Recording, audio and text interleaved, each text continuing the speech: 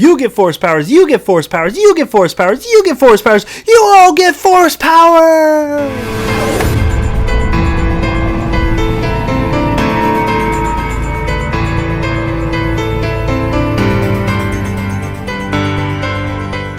Guys, final Death Star here. Thank you so much for watching this episode. If you haven't subscribed already, hit that little subscribe button. I am right on the precipice of 500 subscribers.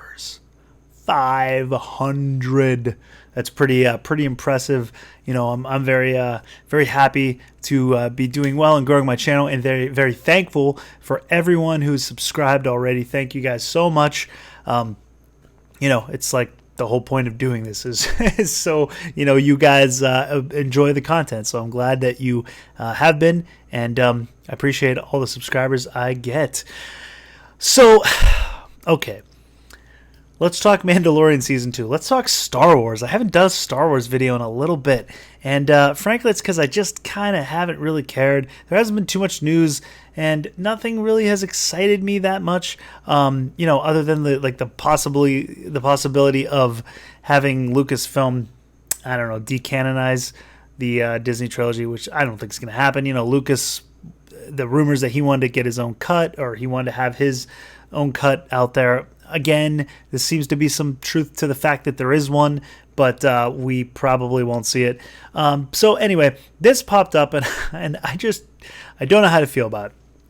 I'm going to use Bounding into Comics as my source here, so check out the Bounding into the Comics article. I'll link it down below.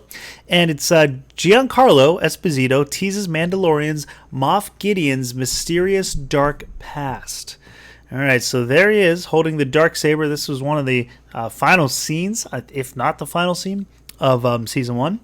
And he emerges from his broken down TIE Fighter, which is crashed, and he's got the Darksaber, the Mandalorian Darksaber, which was first shown in the Star Wars Clone Wars, and then it made an appearance in Rebels as well, and tied into Sabine's story.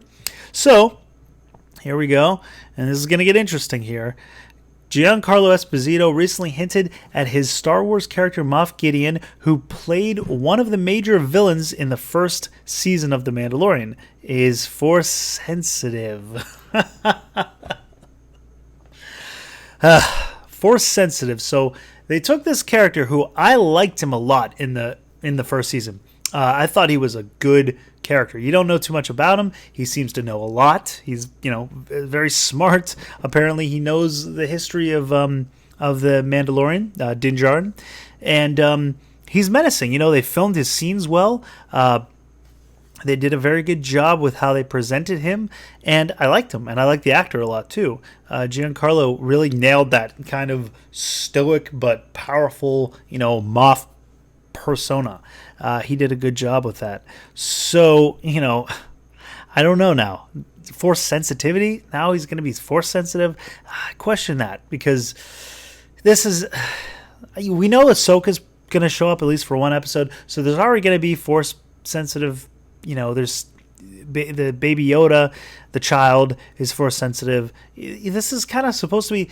The Force Awakens at some point, right? That's where the first movie. So I know this is only 5 years after Jedi, so there's still 25 years. But at some point, the Force has to slumber if it's going to awaken. So with all these Force-sensitive people running around, it makes the Force Awakening kind of pointless if it never fell asleep. So anyway, that's just my initial thoughts. So let's go through the article here, though. Esposito spoke with Entertainment Tonight about his upcoming role as Anton Castillo in Far Cry, but was questioned about his role as Moff Gideon in The Mandalorian. Entertainment Tonight's Ash Croshan asks Esposito, "I have to know your reaction when you found out you were going to be wielding the Darksaber, and what it looks like on set, because it's one of the most badass shots I've ever seen." Esposito responded, "I have to say, it was such an honor. Very few have wielded that saber." He added, "It was just really wonderful to be in that organic version of the story. Jon Favreau asked me to do it. I was head over heels. He mentioned that he had written it for me."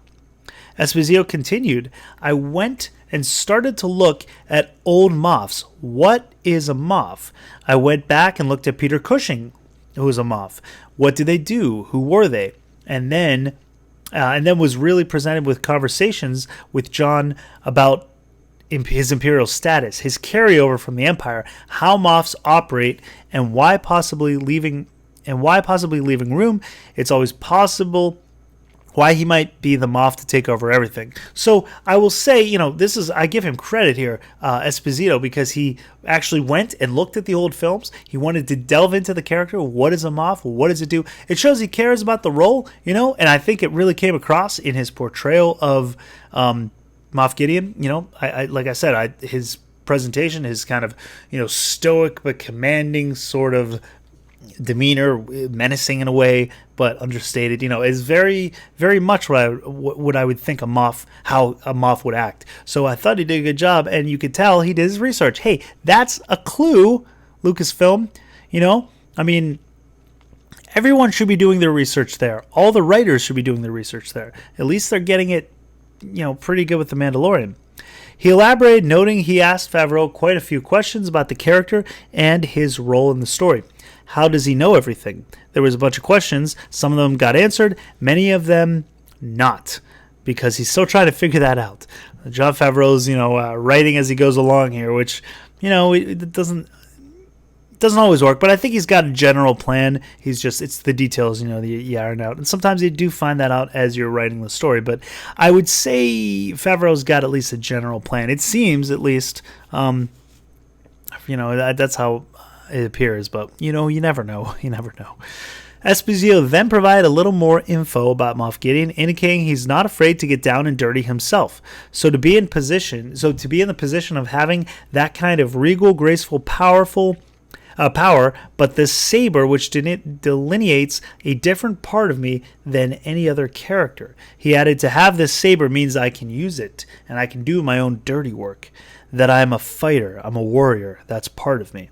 Esposito concluded the questioning, hinting that Moff Gideon might be a Force user, and even beyond that, he might be a fallen Jedi, or even possibly a descendant of Darth Vader. Oh. He explained also creates the possibility that he is one of the ones. He possibly has that. And that, to me, is interesting. Not really sure what that means. He also creates the possibility that he is one of the ones. One of the Force users, one of the people who are Force sensitive. I'm not sure what one of the ones means. Possibly that he possibly has that. Force sensitivity? I don't know what that means either. And that, to me, is interesting. So I don't know what one of the ones is, and that he possibly has that. What is that? I'm guessing it's the Force sensitivity, but it's kind of unclear. It's very ambiguous what that means. So I don't know. I guess we'll have to find out. Because he that fallen hero? Because is he that fallen hero? Is he a descendant of Darth Vader? Who is he? Was he one? He knows all about everything, and you have to wait to find out. And he's actually pretty good with the Darksaber, too, Esposito teased. So, is he that fallen hero? Which fallen hero? Was he a Jedi that fell? Is that what he's saying? Is he a descendant of Darth Vader? The only thing that I can imagine, because he's not a biological descendant of Vader, we know that. It's only Luke and Leia. Anakin never had any, younger little... Well, unless they're going to retcon everything. But, it's Luke and Leia. I can only think that maybe they're alluding to the fact that maybe he is an Inquisitor. Maybe he was one of Vader's Inquisitors that survived. I don't know. The Inquisitors were never seen through the original trilogy. They were supposed to be done away with after the Rebels time period, which is right before A New Hope. But maybe he ascended into, I don't know. I think it seems like they always kept the Inquisitors on a leash. It wasn't like they weren't going to get ahead in the ranks of the Imperial Army, but or Imperial Navy, I guess. But possibly, maybe something happened and he was able to climb the ranks from Inquisitor to Moff. It's the only thing I can think of is Inquisitor, but I don't know. His suit, the kind of chest piece, It looks similar to like a TIE fighter, TIE pilots, but it's not quite. It kind of does look like it could resemble an Inquisitor type shielded vest too, or armor. So I don't know. That's just the theory I have right now, that maybe he's going to be somehow an Inquisitor descendant, unless they go really stupid and make him a clone using Vader's DNA, because apparently Palpatine clones everyone and makes Snoke and clones himself, and so maybe he tried to clone Vader, and this is, Gideon was one of the outcomes. I don't know. I don't like that idea at all. I hope they don't go that route. It's pretty dumb, in my opinion. But, if he's an Inquisitor, I'll go along with it, to see how they fit it into the story. I'm more willing to accept that. But I don't think he should be force sensitive in the first place. I just kind of like him as sort of a badass military Moff, a strategist, something we should have gotten more with the version of Grand Admiral Thrawn that we got. They could have kind of done that sort of character with Gideon. But, everyone's got to be force sensitive these days. You got to have the force and everything. So that's what we're getting. I think the rest of this article is basically just talking about like the point of his character, season 2, and the history of the black saber. So that's the article there. So definitely check that out. It's it's a good read. But so I don't know, guys. I have hopes for Mandalorian season 2. I enjoyed the first season. It felt, a little more like Star Wars than we've been getting, which isn't hard to do, but nevertheless, it did. And Jon Favreau seems to be in the right, have the right train of thought with these things. He's been vocal about his displeasure with Last Jedi. Now he's come out and said that he's wanted to work with George. So I've got hope for it, and we'll see where it goes. I'm just not crazy about this force sensitive thing, but I guess if they make him an Inquisitor and they do it the right way, I could get on board with it, depending on how it's done. Let me know your thoughts on this down below in the comments. Again, thank you for watching the video. Again, if you haven't subscribed, hit that little subscribe button. Inches away from 500. I really like to get there in the, by the end of the month, but I hope preferably in like the next day or so. So thank you guys. Until next time, lock the doors and hope they don't have blasters.